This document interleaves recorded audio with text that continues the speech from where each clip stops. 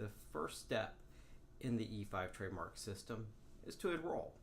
And enroll is really all about educating yourself.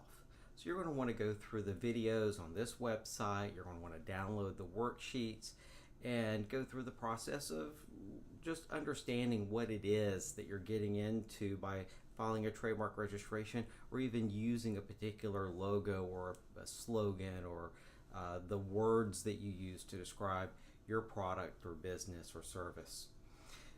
So when I say enroll, I specifically mean to subscribe to our YouTube channel, Thrasher Trademark Law, or our master channel, Thrasher Associates.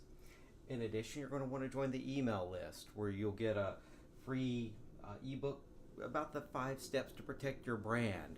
Now this goes beyond merely trademarks. It looks at protecting your brand holistically, and we'll pull in some other different kinds of intellectual property that you might want to consider in protecting your business and the things that you do and the products that you make.